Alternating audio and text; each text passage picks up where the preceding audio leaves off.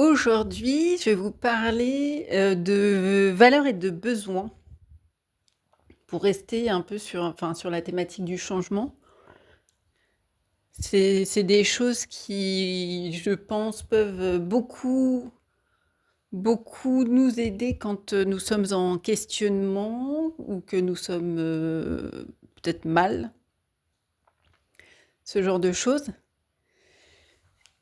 Et alors la manière dont je l'aborde, elle est hyper terre à terre. En fait, moi, sur les besoins, je parle vraiment je me base toujours sur les besoins, entre guillemets, «les plus primaires» qu'on puisse avoir, dans le sens, bah, pour reprendre pour ceux qui connaissent la pyramide de Maslow. Alors après, le côté pyramidal, moi je trouve qu'il y a une certaine logique. Après, c'est vrai que peut-être que par moment, on peut avoir des besoins qui sont en haut de la pyramide et finalement, ne pas avoir les besoins de base et en même temps, je pense qu'on les a. Enfin bref, c'est un autre débat. Mais bon, globalement, j'utilise en tout cas les besoins qui sont nommés, par la pyramide de Maslow, qui sont donc besoins physiologiques, dormir, manger, boire, besoin de sécurité, soit sécurité physique ou émotionnelle, plus les besoins d'appartenance, besoins d'estime et besoins de réalisation. Pour moi, les besoins de fond, c'est ceux-là. C'est vraiment ça. Et à partir du moment où on se concentre, après on peut les décliner, hein. C'est juste que l'idée, c'est de se concentrer sur ça et à partir du moment où on arrive à se concentrer là-dessus, je trouve que c'est beaucoup plus facile. Enfin, c'est beaucoup plus facile. Ça peut, on voit les choses sous un angle différent, voilà. Ou plutôt que de se dire, par exemple: «J'ai besoin que telle personne me donne ça ou fasse ceci ou cela», pour être heureux ou pour que je sois satisfait, que ce soit dans la vie perso, dans la vie pro. Et ben, à partir du moment où on se rend compte que le besoin, en fait, c'est pas que la personne, elle fasse telle ou telle chose, ou qu'elle soit de telle ou telle manière, mais que c'est plus, par exemple, un besoin d'être respecté, qui pour moi, enfin, je l'associerais au besoin de sécurité et potentiellement d'appartenance. Et ben là, du coup, on peut se dire, bah, si on est dans, que ce soit une relation professionnelle ou personnelle, face à une personne qui nous manque de respect, bon, déjà, on peut essayer de communiquer, hein, avec la communication non violente dont j'ai parlé dans plusieurs podcasts et dont je parle régulièrement de manière générale. Voilà, et si même avec, en essayant de communiquer de manière via la communication non violente, ça reste compliqué, bah, peut-être que de chercher un autre environnement dans lequel on peut être respecté ou une autre relation, si c'est plus une relation, personnelle, où des personnes nous respecteront, bah, déjà tout de suite, enfin les choses elles sont plus faciles. Alors après il y en a qui vont me dire: «Oui, mais» par exemple, typiquement, parce que ça je l'ai souvent rencontré, des personnes sur les relations, de couple qui me disent: «Oui, mais c'est genre je l'aime», et ça, on peut aimer quelqu'un et avoir une relation, différente parce que si vous êtes au point où vous vous dites: «J'aime la personne donc je dois rester avec elle, je ne peux pas vivre sans elle», bah, déjà, en fait, vous mentez à vous-même parce que vous avez vécu je ne sais combien d'années, pour la plupart, je pense, sans cette personne. Et ensuite, c'est tout sauf de l'amour, c'est de la dépendance. Vous pouvez aimer la personne à côté, sauf que ce qui vous donne la sensation, l'impression de ne vivre que grâce à cette personne, c'est plus enfin, c'est de la dépendance, c'est ni plus ni moins que ça. Et si c'est une relation professionnelle, alors effectivement, ça peut être compliqué aussi. Et je dis pas même pour une relation perso, hein, selon les circonstances, ça peut être super compliqué aussi de passer à autre chose ou de quitter la personne. Voilà, il y a plein de facteurs qui peuvent rentrer en compte. Après, bah, c'est là aussi de se poser les questions. Qu'est-ce qui est le plus important? Est-ce que c'est votre besoin de sécurité, votre besoin d'être aimé, votre besoin d'être respecté? À ce moment-là, si le respect pour vous, c'est moins important que d'être dans une relation où vous vous sentez en insécurité, j'ai envie de dire, bah, restez dans la relation. Après, la personne, elle a aucune raison de changer à partir du moment où elle sait que de toute façon, vous êtes dépendante d'elle et que vous refusez de la quitter. Donc voilà, enfin, des fois, il faut dire les choses, hein. Donc, euh, donc voilà. Après, si c'est professionnellement, bah là c'est pareil. Enfin, c'est sûr que les circonstances peuvent faire que ça peut être plus ou moins facile de mettre en place des changements, de changer d'environnement, de changer de client, de changer de responsable, de collègues et tout. Malgré tout, c'est pareil. En fait, on peut se poser la question, bah, qu'est-ce qui est vraiment important pour moi au travail? Est-ce que si c'est juste de payer mes factures, bah, peut-être que d'autres entreprises peuvent recruter et vous offrir plus ou moins le même salaire. Après, encore une fois, l'idée, c'est pas loin de moi l'idée de vous dire démissionner sans rien avoir. C'est plus de regarder. Après, si c'est de...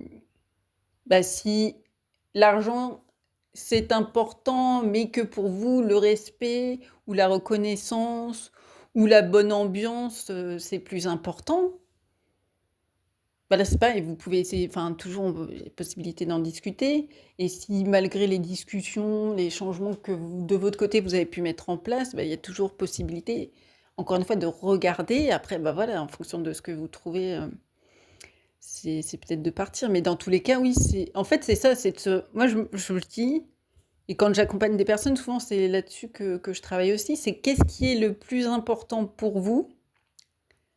Le besoin de fond? Est-ce que c'est... Oui, est-ce que c'est être... appartenir? Et même parce que dans le côté appartenance, des fois, en fait, on se dit on appartient à un groupe, sauf qu'en fait, on est tous sauf nous-mêmes dans ce groupe, ou alors ce groupe va faire que... Enfin, ça va créer, il y a une ambiance qui fait, ou la manière dont les relations se passent. Alors des fois, ça peut être juste avec vous, ou ceux dont vous êtes témoins vont faire que ça va mal se passer. Donc ça va vous faire du mal. Après, est-ce que vraiment, à ce moment-là, vous êtes dans une relation d'appartenance si vous êtes en contradiction avec ce que vous ressentez ou ce que vous voyez ou ce que vous vivez?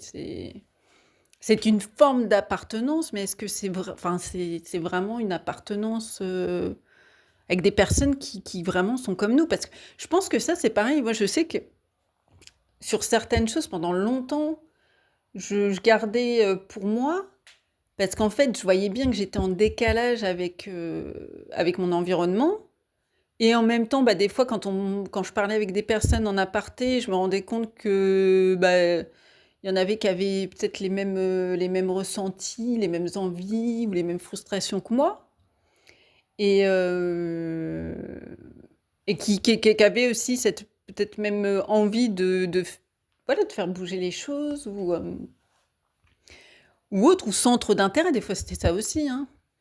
C'est les centres d'intérêt. Et d'ailleurs, ça, c'est vrai que c'est toujours utile aussi, je trouve, bah, de faire des choses qui vraiment nous animent, parce que du coup, bah, c'est là où on a le plus de chances de rencontrer des personnes avec qui on peut avoir un vrai sentiment, où il y a vraiment une connexion qui se fait, une vraie appartenance. Donc ouais, je pense que ça, c'est important. Et puis bah, les valeurs, c'est pareil, les valeurs, bah, de toute façon, je pense que ça rejoint plus ou moins les besoins. Après, c'est que chacun a des valeurs plus ou moins différentes. Mais de se demander, bah, pareil, qu'est-ce qui... En fait, les valeurs, je trouve, on arrive à les trouver, c'est sur... Des fois, ça peut être plus facile de trouver, c'est qu'est-ce qui vraiment vous met hors de vous, ou qui est hyper important. Et ça peut aider aussi à trouver bah, qu'est-ce qui sont vos valeurs. Et après, l'idée, c'est, enfin, pour vraiment pouvoir définir ça comme une valeur, c'est que ça se reflète dans tous les domaines de votre vie.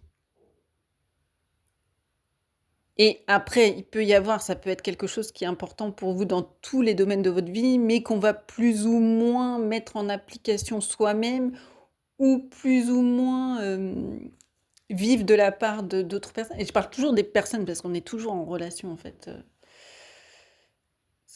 avec d'autres personnes, ou des fois ça peut être aussi par rapport à ce qu'on fait chez soi, comment on se sent chez soi, comment où est-ce qu'on vit aussi, même, en termes de région, de pays. Je sais que moi, le fait d'avoir vécu à l'étranger, ça m'a aidé à prendre beaucoup de recul, et je suis quand même rentrée en France. Par contre, je suis rentrée avec un état d'esprit très différent parce que, bah, comme je dis, j'avais pris du recul, et donc déjà, ça m'avait permis de me rendre compte que, voilà, on pouvait vivre différemment de la manière dont on vit en France sur certaines choses. Aussi d'apprécier ce qui peut être très caractéristique ou qu'on peut retrouver plus ou moins peut-être qu'en France, ou en tout cas qui pouvait être absent de là où j'étais. Et donc, bah là, ouais, de voir que je l'avais plus, bah finalement, je me suis dit, ah, c'est vrai que sur certaines choses, voilà, il y avait des choses qui me prenaient la tête, et qui me prennent encore, des fois, la tête en France, et en même temps, bah, il y a des choses qui me manquaient. Et donc, voilà, je suis rentrée, et du coup, j'avais une autre, enfin, je vis différemment depuis que je suis partie à l'étranger, que je suis revenue. Plus après, c'est pareil, j'ai quitté l'Île-de-France parce qu'il y avait des choses avec lesquelles j'avais de plus en plus de mal, et qui font qu'aujourd'hui, ça va beaucoup mieux, parce que c'est vrai que le côté, moi, j'adore l'Île-de-France, et enfin, je trouve que c'est top. Il y a plein de choses super sympas, à tous les niveaux.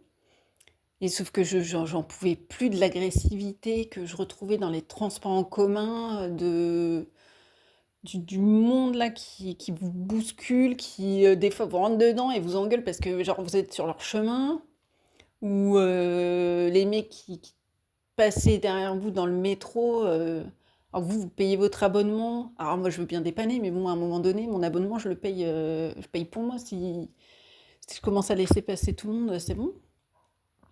Là, des fois, je me suis fait insulter, menacer parce que bah, je disais non. Je fais non, non. Ou je claquais la porte, le portique, à la tête de la personne. Enfin, là, j'exagère quand je dis ça, mais bon, limite, c'était un peu ça. Mais bref, et donc du coup, bah oui, d'avoir quitté, mais je pense que c'est le côté aussi concentration, où il y a beaucoup de personnes, donc il y a souvent beaucoup de monde, que ce soit dans les transports, sur les routes, tout ça, donc ça crée un stress, tout ça. Et donc, et puis après, ben, on le retrouve au travail aussi, hein. On le retrouve au travail, on peut le retrouver avec ses proches, enfin, dans plein de choses. Et ben, là, c'est pareil, de m'être recentrée sur qu'est-ce qui était important pour moi en termes de besoins, en termes de valeurs aussi, comment j'avais envie de vivre. Tout ça, bah oui, ça m'a fait du bien. Je suis partie, et c'est vrai que je vais beaucoup mieux. Bon, après, il y a eu le Covid, ça a réveillé d'autres choses, on va dire, mais de manière générale, je vis beaucoup mieux depuis que j'ai quitté l'Île-de-France, et mes relations, que ce soit mes relations avec ma famille, avec mes proches dans l'ensemble, elles se passent beaucoup mieux. Parce que moi-même, bah, je suis plus détendue, donc voilà. Et puis pour le professionnel, bah, c'est pareil, en fait, je me suis beaucoup questionnée, bah, même avant de partir. Et puis là, bah, le fait de travailler en tant qu'indépendante, même si je tente à évoluer vers chef d'entreprise, parce que ça, c'est pareil, c'est deux statuts très différents dans le positionnement personnel et même dans le travail. Bah, du coup, je rencontre beaucoup plus de personnes qui vont avoir sur certaines choses une vision très similaire de la mienne, mais même en termes de philosophie de vie. Et ça, bah, franchement, moi, c'est pareil, ça m'a fait un bien fou. Ça m'a vraiment fait beaucoup, beaucoup de bien. Et donc voilà, après, puis petit à petit, ben, on met en place les choses. Après, c'est toujours plus facile à dire qu'à faire, hein, ça, j'en ai tout à fait conscience. Je sais qu'il y a encore plein de choses sur lesquelles je voudrais bouger, je voudrais évoluer, et que voilà, il y a encore des résistances. Mais bon, voilà, c'est ça aussi, c'est d'accepter son rythme, et puis tout ça, voilà. Et vous, qu'est-ce que vous en pensez?